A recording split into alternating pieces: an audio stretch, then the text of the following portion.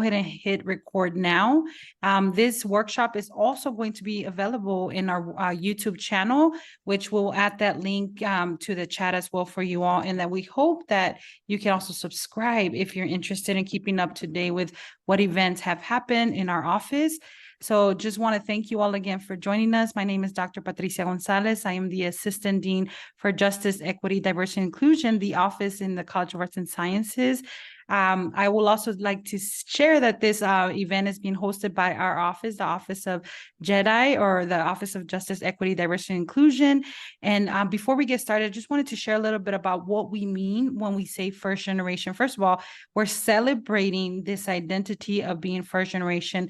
A lot of you in this space, whether you're a staff member or a student, may identify as first generation. I myself identify as first generation. I'm proud one of 11 children and the first one to go to a four-year college. And so it's a proud identity that I hold near and dear. And I also identified as a college low-income student when I was in college. And so Christian will talk a little bit more about those identities, but I just want to share how the Center for First Generation Student Success identifies what we often say. And when we often say first generation students, we are referring to the categorization of those who are the first in their family to attend college. Although it often leads to questions of like, who is first gen if one of the parent went to college, we are leaning on those of you to identify if you self-identify as first generation in this space. And Christian will share a little bit more of what it means to grapple with those definitions, especially given that CU Boulder has 3. And so we want to leave it up to you as whether you identify as first generation or whether any of these definitions are something that you resonate with and mean anything to your own identities. And so with that, with more than almost close to 4,000 students, undergraduate students here at CU Boulder that are identified as first generation, for these students, the first in their family to go to college, the transition can include unique challenges. And some of you who are currently in college are experiencing some of those unique challenges, but some of you who experience going to college, who identify as first generation, may reflect on some of those unique challenges as well.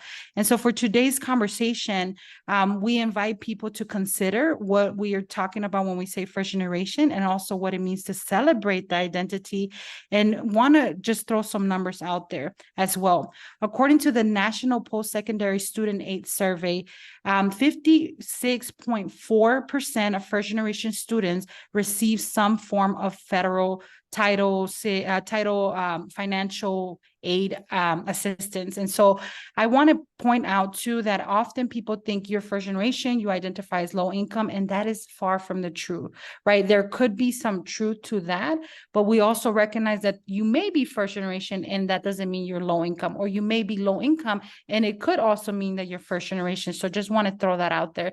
But for today's conversation, we hope that you find it as an opportunity to reflect what it means for you to have financial wellness when you're thinking about your own identities. And so with that, I'm going to go ahead and pass it over to Marisha, who's going to do a land acknowledgement.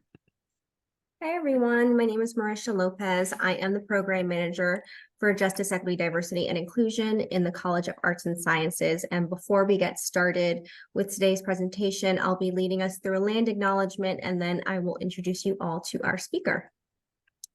We invite you to take a moment to reflect on your relationship to this land of Boulder and relationship to local Indigenous communities as we are guided by the university's land acknowledgement. The University of Colorado Boulder honors and recognizes the many contributions of Indigenous peoples in our state and in stewardship to land before the establishment of the state into this present moment. CU Boulder humbly acknowledges that it is located on the traditional and current homelands of the Cheyenne, Arapaho, Ute, and many other Native nations and communities. The violent forced removal of Native people from these territories has caused devastating and lasting impacts.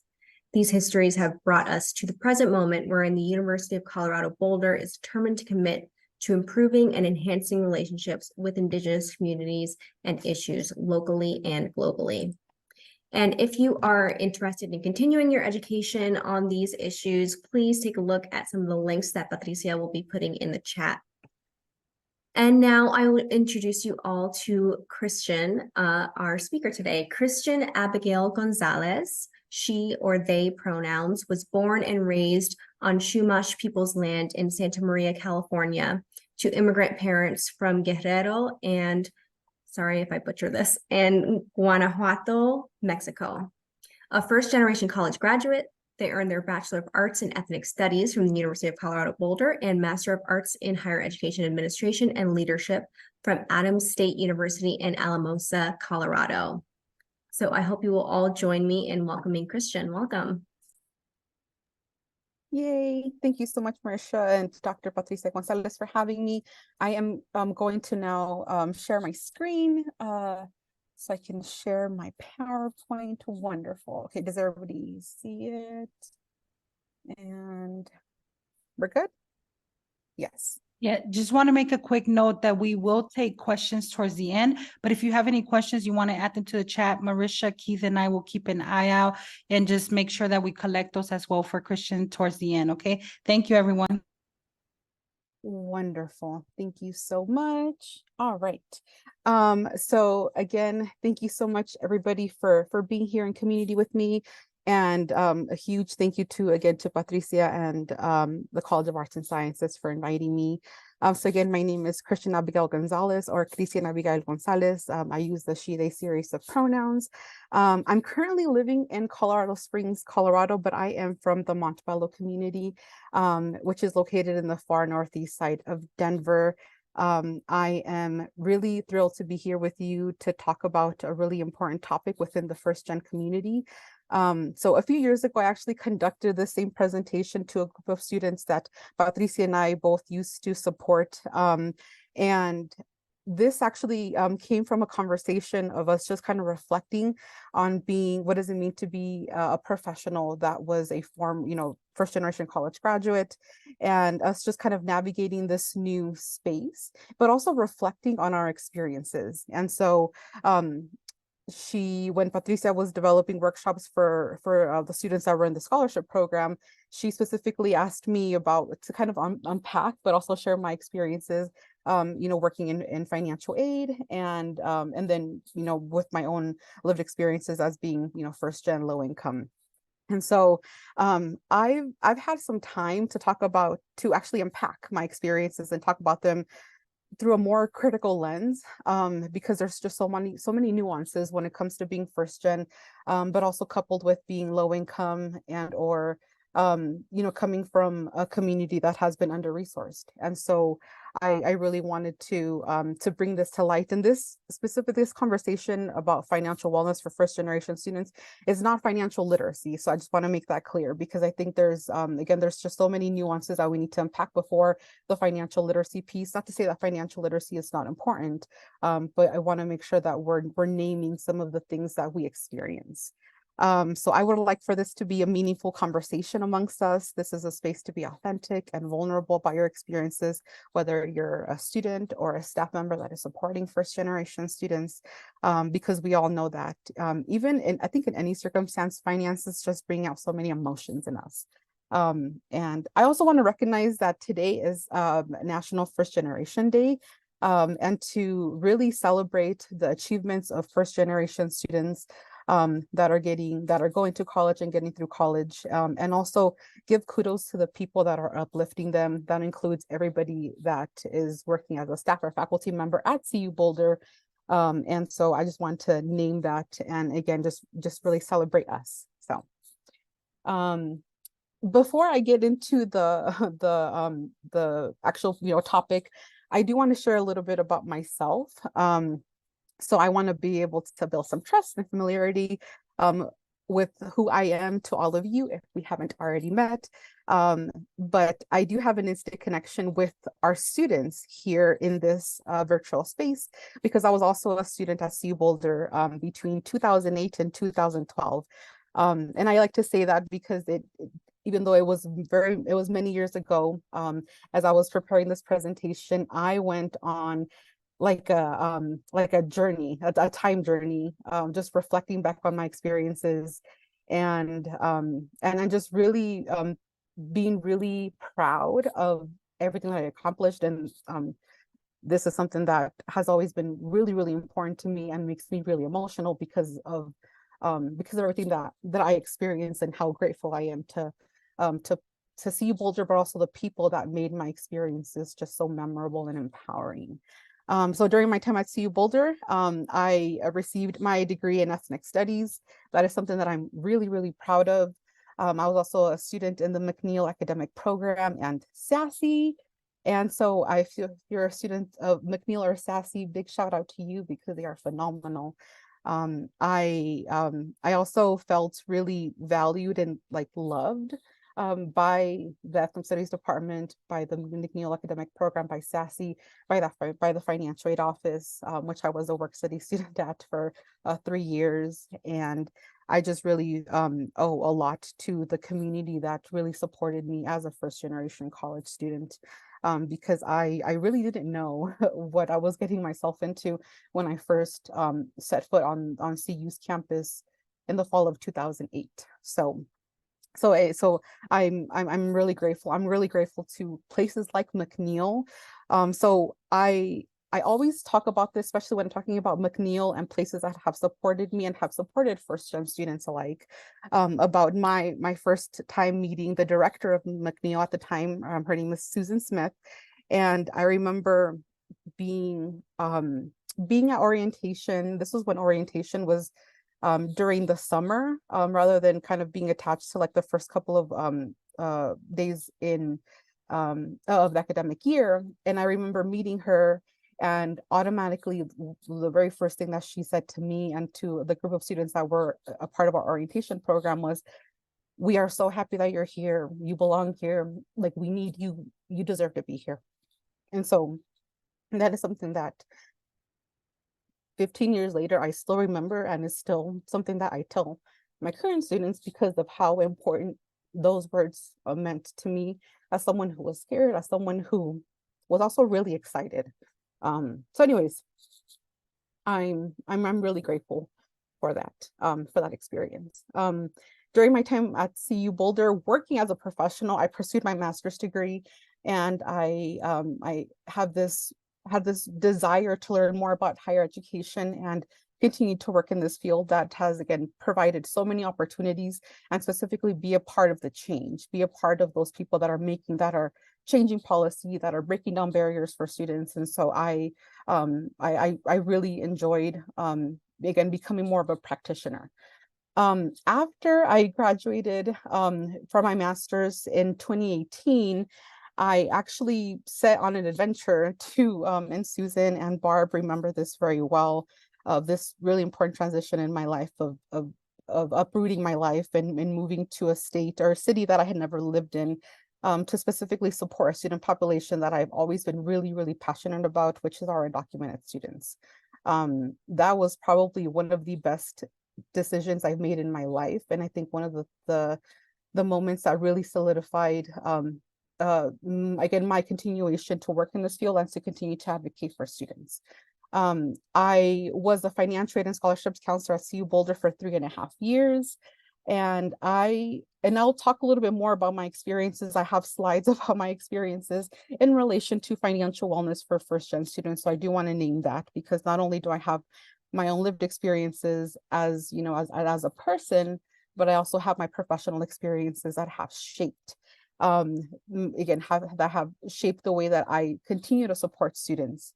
So, and currently I am the director of the Butler Center at Colorado College, which is an identity-based student center that specifically supports first generation students, students of color, undocumented students, international students, and our LGBT students. We took this picture here on the bottom right just last week. This is my staff. We have some professional staff and some of our student staff as well. They are adorable. They are powerful. They are so, they make me really, really excited to be in this space and to continue to advocate for students. And so I wanted to put this in here because we just look so adorable. And then I have pictures of me and my dad on my graduation day at CU Boulder. And obviously I had to include the almost like required picture of Ralphie. And then I have up at the far top right, is when I graduated from my master's, and I wanted to do the same thing with like taking a picture with our mascot statue, which ASU, they're the Grizzlies. So I thought that was adorable. All right. I also want to recognize my my ancestors, specifically my caregivers, my parents and my grandparents, who have again, shaped who I am, who have just really loved me and challenged me and again made me, who I am today. I also want to extend my gratitude to Dr. Patricia Gonzalez and the Office of Justice, Equity, Diversity, and Inclusion in the College of Arts and Sciences for having me today. Patricia and I go back to three or 4 years. And we met and we only got to work with each other for a really short amount of time, but have formed a long-lasting friendship. And I'm always going to be really grateful for her, and because she and I have supported each other through some really challenging times. So I adore her. I also want to extend, because this is with CU Boulder, my alma mater, love and gratitude to the Ethnic Studies Department and faculty, the McNeil staff, the SASE staff, and the staff in the Office of Financial Aid for raising me in my youth and early adulthood. As I mentioned, I was a work study student in the Financial Aid office, and there were so many people there that really, beyond me being just, an employee, they really cared for me as a student, as a person. And so then that extended into my professional world as well, which I'll get into a little bit, but I just want to name again the people that in this space have supported me, and they're people that I will still talk about, still think about, and again, I'm eternally grateful for.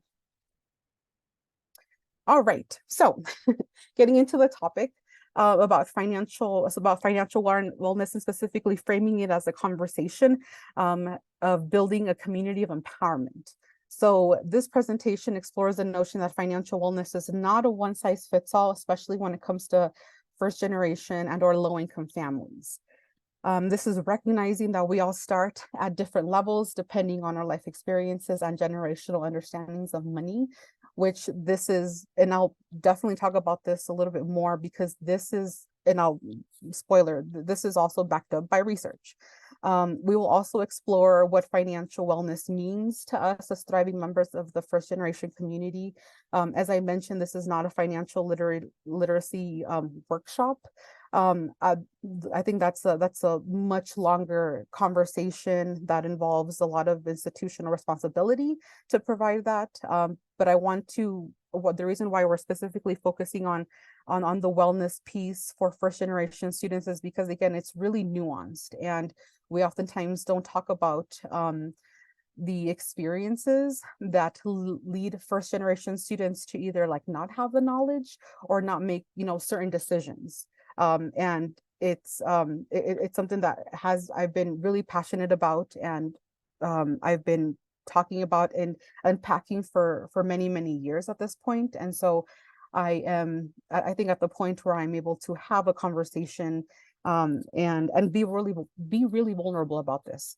And I wanted to include a caveat that I am not a financial advisor or planner. My experience with this topic from a professional lens comes from years of working in a financial aid office, where I talked to students and parents about their financial wellness and hardships.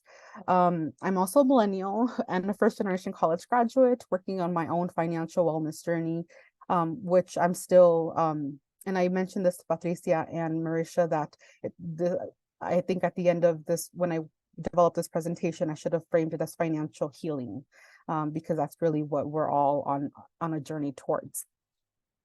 So with that being said, I'm gonna pose this question. I am going to ask everybody to really think about your first memory with money and finances. What did your family teach you about managing or having money, and how has that impacted how you view and manage finances as a college student, or how you managed finances when you were a college student, if you have already graduated? So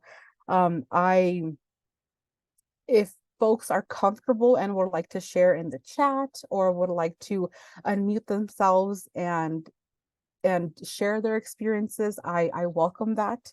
I feel like this for me was a really important question, and something that I had to again really unpack and really come to terms with the way that I think a lot of our behaviors and attitudes towards money really stem from our upbringing and stem from our family, what our family, our caregivers, our communities taught us about money. So if anybody would like to share, we can I can give folks just a few seconds just to kind of think about it.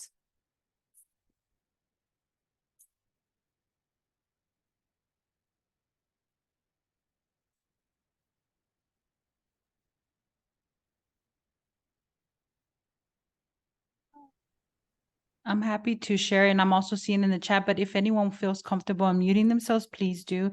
So there's I remember school giving workshops and my mother reinforcing saving whenever I earn anything. I remember putting my paycheck into savings while being able to use any tips I earned in food services. I didn't expect to not be able to save anything because of just how expensive rent is. Thank you so much for sharing, for saving. Look at me, for sharing. And then we see to save in a rainy day. Absolutely. And for myself, I think back of this question because it means so much.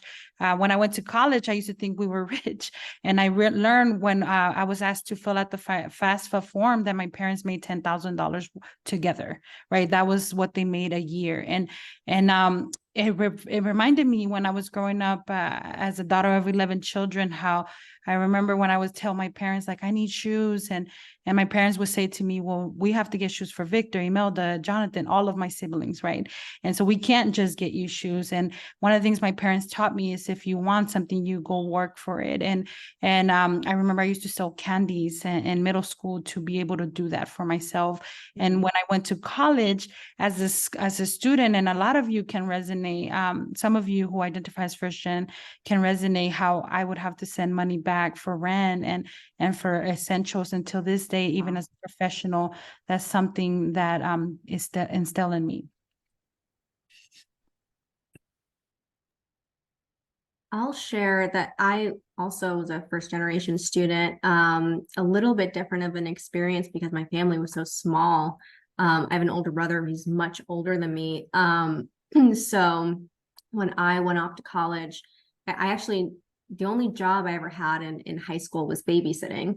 And then when I went off to college, that was my first experience of like, oh, now I have to have a job and go to school full time and try to figure out how to balance all of that. And I do remember my parents telling me, trying to reinforce a lot of like save. And I was like, how am I supposed to save any money though? Do you know how much I'm making? Like it just didn't feel super realistic at that point. Thank you. No, thank you so much for sharing, Marisha. I know that there were a few more comments in the chat. So Keith mentioned, I'm drawing for my personal experiences as my financial circumstances are different from most others. My parents saved up a lot of money for me and my older siblings when we went to college at CU Boulder.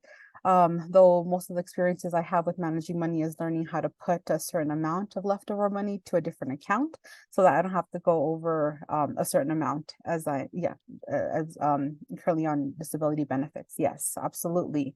There was another comment that says first memories is what name brands were upcharged to always purchase generic brands. Yes, absolutely. Always finding ways to like cut cut down on costs, right? And getting really creative because eventually like these things, they do add up, right? And then another comment was, I've been learning how to be more of a safe spender and saving up plenty of money for things that I want in the future, such as a car and having enough money for rent. Awesome. Some of my first memories with money were seeing my parents struggle with money as a kid and realizing that it was a limited resource at a young age. I realized how many people didn't go through that, and especially when I got to college, and it was always another layer of stress on top of school and other responsibilities. Absolutely. Thank you so much for sharing, Oliver. I totally relate to that.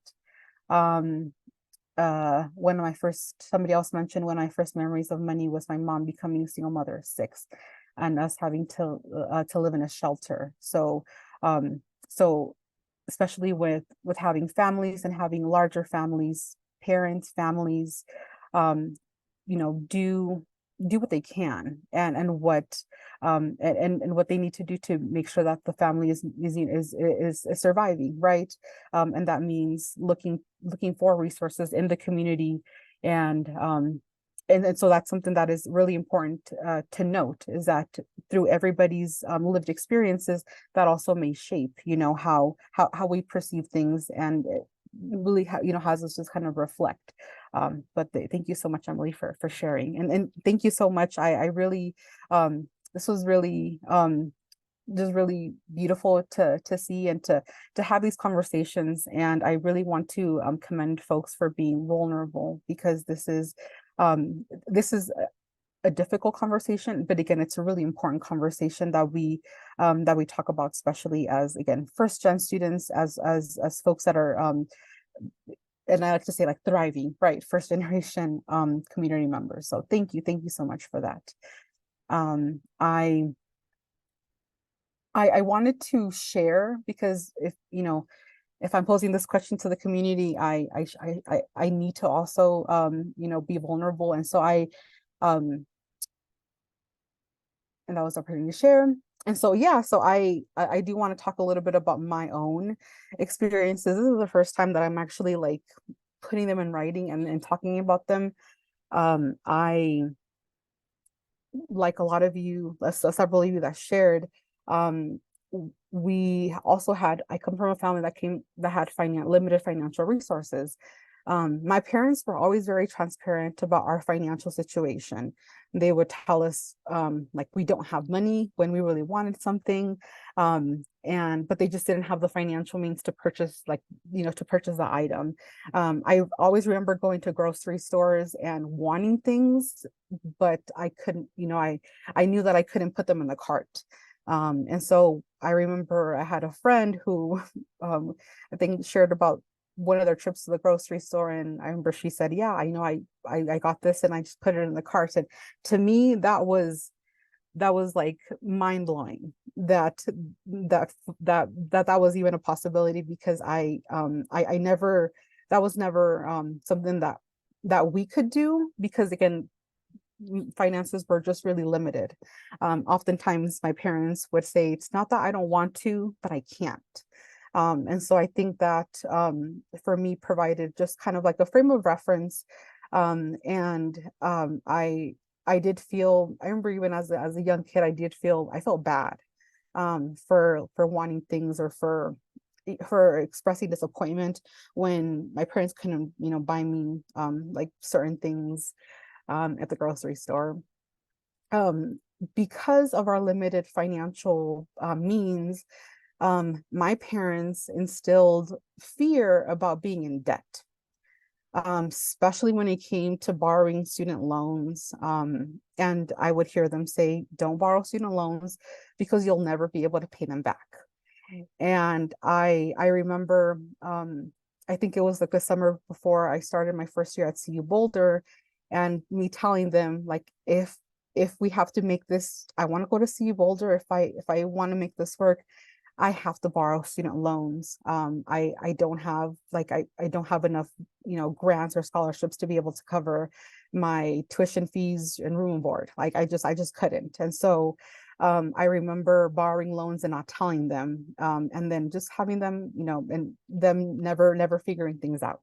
So I was never transparent with them, because they were always nervous about how I was going to cover my rent, my cell phone bill, food, and my braces. So my third year at CU Boulder, I achieved one of my lifelong dreams, which was to get braces for me for the first time. That was one of the things that my sister and I had been begging and really, really wanting.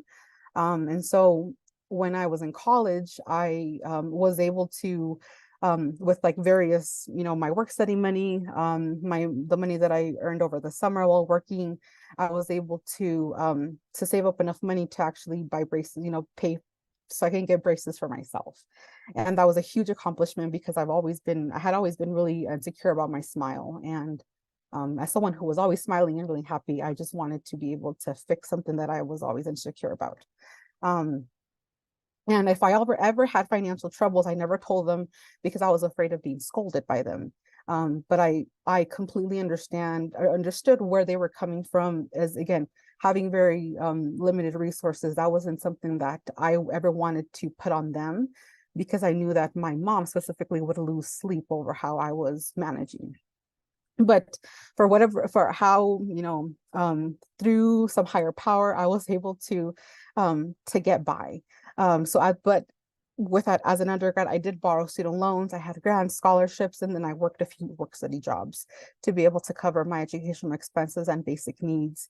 And so I really had to use all of my financial aid options to be able to make things work at CU Boulder. And that is the reality of a lot of students, not just at CU Boulder, but at pursuing higher education across the country. And so it's so common, and it's something that I now talk about more broadly, whereas before I had a really hard time talking about like all these bullet points I would never share out in public, because that is something that I was just really insecure about. And I had very little education around the lack of financial literacy that I had, but also the circumstances that made me make certain decisions and specifically hide things, from people like my parents. Because again, being first gen and navigating higher education was new to them, and they were just, again, really nervous and just really scared, and I didn't want to worry them. And so anyways, I talk about this because I've been able to unpack all of this again as a now 33-year-old who was able to look back and see all of my experiences through a different lens. And I'll get into as to why this is also really important to name, because it is backed up by research. Actually, it is it's validating. And I do want to talk about how really this impact, right? And the research, there is more and more research specifically on on financial wellness for first generation students, because I think more and more folks are talking about the impacts and the experiences. And so anyways, I wanted to share, and I will be sharing this with Patricia and Marisha about some of the research that I am referencing, especially for students, but people that are in this call that are, again, supporting first generation students as well. So first generation students, according to a paper that was produced in 2022, is that first generation students were significantly more likely to use federal student loans, private loans, money from a job, scholarships or grants, credit cards to fund their education. Whereas continuing generation students, meaning students whose family members, parents, grandparents, went to college, they're more likely to use their parent and family income to be able to fund their education. Oftentimes, especially students that are first generation, and I'll get into the intersections of first generation students and students that are first generation on low income. This is really important to name. A study of financial education professionals found that first generation students are at a greater risk of financial strain due to the lack of knowledge concerning financial management practices and ways of funding education. There was a comment that was shared in the chat about worrying about money, specifically as a college student, adds an additional stress or barrier when students are focusing about on classes, on making sure that they're working or participating in research or positions that are meant to elevate them in the future. This adds an additional, again, that additional stress, and the results findings from prior literature, which this essay was referring to, was that first generation students may experience greater financial hardship and implicate an impact on attitudes and beliefs around finances. Again, why it's important for us to talk about and to name is that this is not isolated. This is not And I remember reflecting on my own personal experiences, thinking that I was the only one, thinking that even though I also associated and had friends and only had friends with that were also first generation and low income, I felt that I was doing something wrong, that there was a reason why I was at a deficit. And so reading more about this through a scholarly lens was really affirming to me, and is really affirming to a lot of students and a lot of people that are supporting students that are first generation, that it is not just it's not just individual, that this is an actual these are actual experiences that are backed up by research. There was another paper that also mentioned that first generation students also have less student loan debt literacy. That is in part to the barriers, the jargon that creates the financial aid process, and the gaps in college going knowledge possessed by first generation students that prevent them from understanding the system. And so this is specifically talking about, and Patricia actually mentioned it, the confusion of applying for financial aid, of applying for these forms that are really, really complicated, especially for individuals that have family members or parents that have never experienced this. I do remember even when I was a student, being really confused by some of the big words, especially like, what is an adjusted gross income? Like, what is, what are investments? What are these things that the FAFSA is asking us? What are they? And I remember, I think it was in high school, somebody said, if you don't know them, then you just don't have them. But I remember feeling like, when someone shared that with me, being put down because I felt that my question wasn't valid, even though that was something that was really important for me to know. Like, what do these things mean? And so, and I'll talk a little bit more about my experience specifically in financial aid, and in ways in which we alleviated some of these barriers, specifically by simplifying the conversations of borrowing money, or even having conversations about, like, what does this actually mean, right? Because that is a huge part of making sure that financial aid and financial wellness is accessible to students that identify as, first generation or low income. As mentioned by Patricia, I did also want to discuss defining and understanding the term first generation, because the term first generation is really broad, and there's so many definitions by researchers, by institutions, of having first generation students as being the first in their immediate families to go to college, or students whose parents have never attended college, or students whose parents attended some college but did not complete a bachelor's degree. And then there are some federal programs that have specific limitations with those definitions, as defining first generation as a student whom neither parent has completed a bachelor's degree. And so that is, and I feel like my feelings around the definition of first generation has really changed, because there are so many similar experiences of those that, again, identify with that identity, and regardless if they fall under any one of these categories, are still, experiencing the same things. And so I do want to validate that for those that, that really feel that first generation identity, and just, have that so close to their heart, that your experiences are valid, and that you are, if you consider yourself a first generation college student, that's enough, right? I also want to mention, and this is something that is really important, is to understand the intersecting identities of first generation students, and specifically highlighting first generation plus, which is recognizing the intersection of first generation students and students of color, first generation students and queer and trans students, or low income students, or undocumented.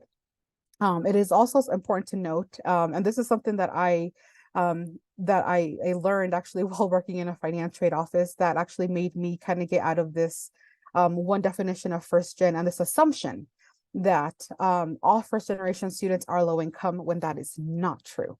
In the same light is that not all low income students were first generation.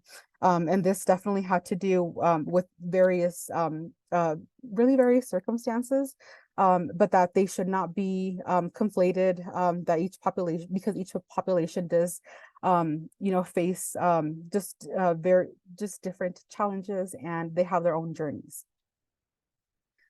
And so, as I mentioned, I love my experience working in a financial aid office. As I mentioned, I was a work study student when I was an undergrad, and I was thrilled to have been hired as a financial aid counselor. I was living my dream. It was phenomenal. But I some of the and I came to these realizations well after I left my position as a financial aid counselor. And so I was having a conversation with Patricia about this, actually, back when we used to work together. And these are some of the experiences I remember just telling her, like, it's confessions of a former financial aid counselor, that to me were just really eye-opening and just made me really think critically about the work that I did, and just the experiences that I had. Given my previous lived experiences, coupled with my experiences as a financial aid counselor advising people. And something that I learned was that people that are wealthy or rich can also be broke. Like, that was something that for me was really eye-opening. That there are, people that have, on paper, tons of wealth, but maybe have not managed their money appropriately. And that to me came to light when having conversations with parents who shared with me, I do not have the financial means to send my student to see Boulder, unfortunately, or I don't know how we're going to be able to work through with this. I also, for whatever reason, I learned that the person that you marry or becomes your life partner will be the most important financial decision that you'll make. And this actually impacted my views on marriage significantly after having countless conversations with, like, divorced people. I had no idea how much this would actually be a part of, specifically, again, counseling families and students about some of this. But that for me was eye-opening. I remember having a conversation with my supervisor, and just speaking out loud that was something that was really new to me. Something else that I think happens often is that finances can bring out some very, like, deep-rooted emotions and trauma, especially when it comes to talking about this openly with your family, and talking about ways in which we need to, again, like, unpack or heal some of our experiences when it comes to finances. As I talked about earlier about my own experiences, I really this is something that I am currently still unpacking and really navigating through. And I saw that through talking with families and students. Something else that I unpacked was that fear and judgment was the most common reason as to why students were seeking help or asking questions. A simple question of, like, do you have the financial means to cover this bill, was anxiety inducing to students. And and these are questions that we ask, especially when students they have financial aid, but they still have a bill. And they would come to us at either after the bill is due or right when the bill is due. And they were just really nervous and just were ashamed. And so I always tried to be as comforting as possible, because I knew how that felt. I knew where that shame and that fear was coming from. And so I really, try to, put all of my emotion in, like, just my care towards supporting a student who that worked up a lot of courage to actually come and talk to me. And so which is why, and I mentioned this with Barb, that I was going to have my office. I wanted to make sure that that it was a comforting space for students and for families. And so, which is why I try to make my office as cute as possible, because you cannot be afraid when you have a unicorn behind you. And so so anyway, so this was my office. I had, when I worked in financial at SU Boulder, my office was like towards the back of the office. And I'm very proud to be a buff. And but I also wanted to make sure that I created just a really comforting space for students. And then up top was my little professional head shop. So the joys of being a financial aid counselor. Through my experiences working in financial aid, again, as someone who was, formerly struggling low-income college student, I was actually able to heal my own experiences by supporting students who were in my same position. I know that not a lot of first-generation students struggled, and so those conversations were definitely a lot simpler. However, for the students that were severely struggling that I would see myself in, I was able to turn things around and to make sure that I approach the conversations with compassion. For me, every student interaction was important, because I knew that the conversations that we were going to be having were really crucial to the overall well-being, especially because finances and just really making sure that your basic needs are covered are a human, are essential to being a human, right? And so I made sure that I provided all of the students that I met with all the information that they needed to make well-informed financial decisions. And that is really the goal of those that are working in this field and that are supporting first-generation students. We made sure to eliminate confusing financial jargon and just, keep it cute. Like, we didn't have to use big words or, frame things that didn't make sense. I think the best person that I ever saw do this was my colleague, Brenda Navarrete, who also worked in the financial office with me. And I remember me like going to her for, there were sometimes when we had to troubleshoot things. And I remember just like listening on some of the conversations that she would have with students, and Brenda would not sugarcoat things. She would not, she also would not use big words, and she made sure that she like leveled with the students and she met them where they were at. I hope that she recognizes that that she deserves her flowers for doing that. And a lot of students actually really valued her and the way that she approached things, because she also was someone who was initially very insecure about not being articulate enough as a financial aid counselor.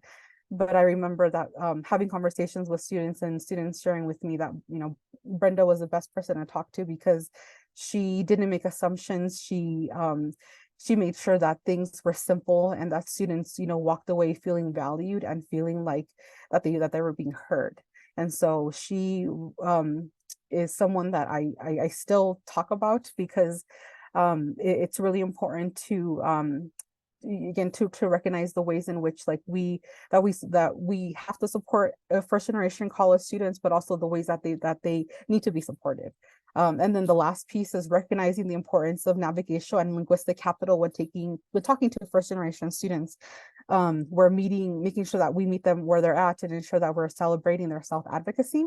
I would always commend, and we would always commend students that came into the office by themselves, rather than having, their parents, and this was mostly first-gen students who, again, were navigating this and doing this on their own.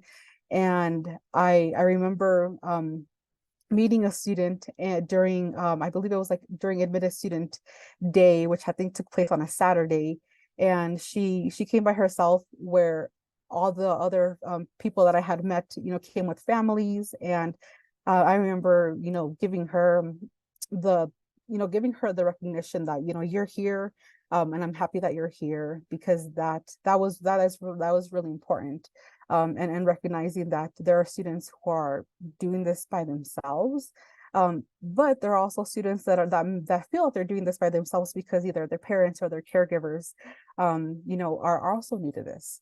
So anyways, these are, I guess, some of the the joys, and Eric Aguirre, who was my former supervisor, also just shared with me a very important lesson about being transparent with students and about ensuring that we are that we're being honest and authentic with them about their experiences. But I wanted to include these two people because they are folks that I still think about to this day, that I really that when I think about my experience and people that are advocating for students, these two folks come to mind. And then lastly, I do want to highlight, celebrate your successes as first generation students and recognizing your own power. I want to say first, congratulations on being the first in your family to go to college. This is a huge accomplishment. I know that things do get difficult, especially as you're trying to navigate many things in your life, especially in this day and age. I want to say that you're doing great. There are people on campus that are committed to your success and well-being. I guarantee that. I was one of those people because I was one of those people that recognized that there were people that cared about me as well. Financial wellness and healing is a long journey, so please don't do it alone. Seek guidance from resources on campus, including the financial aid office, especially when it comes to student loans, because I know this is an important topic and it's a really contentious topic. So make sure that you are well informed when making decisions. Next, advocate for resources that are needed specifically about like financial literacy. Again, this presentation was not intended to be a financial literacy presentation. As an institution, CU Boulder should, and all institutions should be providing financial literacy support to first generation students. And I hope that there is being work that is being done about this. And then lastly, the importance of community conversations about this topic cannot be stressed enough, which is why I really appreciate all of you being here and sharing and being vulnerable about your experiences, because this for me has also been very healing, and I really appreciate the ways in which you as students, but also as faculty or staff members that are here, that you are committed to this as well. So thank you. And let me see. And so I just wanted to end this. So I love TikTok, and I shared this with Patricia when we were working together, that there's this TikToker named Elsa Majumbo who does videos about financial literacy or wellness, and they're supposed to be fun and like light. But some of my favorite quotes about her, she says that being broke teaches you how to behave in a crisis. It's called life skills. And then she also says that being broke is temporary, but being lavish is forever. I think that having these, and when you go through her videos, there's a lot of times that folks are talking about their own experiences. And so I always get a chuckle because a lot of these are very relatable, but they're also really funny, and they put, again, financial literacy and wellness on a large platform through humor, which I think is beautiful. So, and I appreciate all of you for being here. And here is my email and contact information. So please reach out to me if you have any questions, if you want to connect. If there's anything that I talked about that you would like to explore deeper, please let me know. And other than that, I thank you so much for being in this space with me and for having me. So. Thank you so much. So I'm looking at the time. We have 2 minutes, but did anyone have a question or any thoughts that you wanted to share with Christian? I had a private question, Christian. It was more referring to the definition. So a person asked, are college students whose parents went to college in a different country, whose profession in America is not considered or viable, still considered first generation students? Yes. So it really so that is a definition that we do use specifically where I work at Colorado College, because we do have a large number of international students. And so yes, that is a definition that is also included within, because students are navigating higher education for the first time here.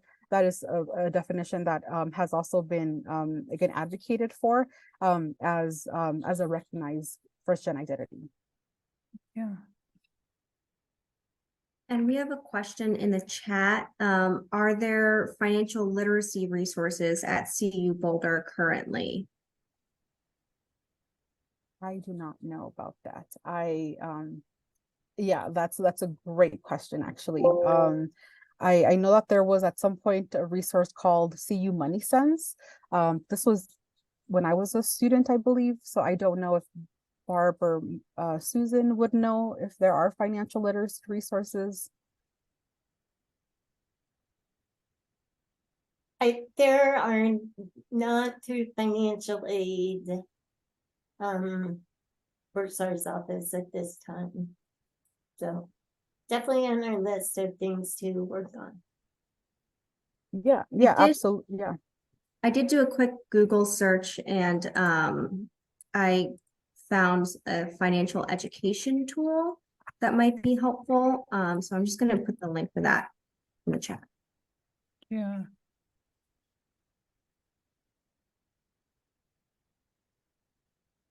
And I see I saw a comment, Christian, is there any offerings that you would give anyone to just improve financial wellness? So taking away CU Boulder and potential other opportunities, what are some of the tools that you use that can be helpful for people who are here today? Yeah, absolutely. I think that it as I mentioned, it is a long journey. I can share this with you as well, that there are specifically resources that maybe are not through an are educational, but not necessarily tied to an institution.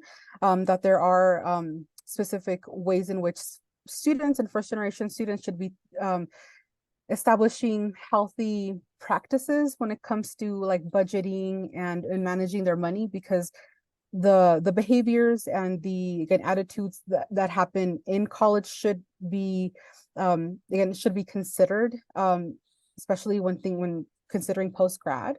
And so I will definitely share some resources with you, but they you can share out to the group. But some of them do involve like either like YouTube videos or specifically like resources again outside of CU Boulder that that I use and that I refer my students to use, especially when it comes to budgeting and budgeting for like budget, like when you get like a refund, or if you get a certain amount of financial aid, like how to budget that, because that again sets good spending habits in the future. That's helpful. Thank you. So I'm looking at the time. We're gonna go ahead and stop recording, but just want to let you all know you will get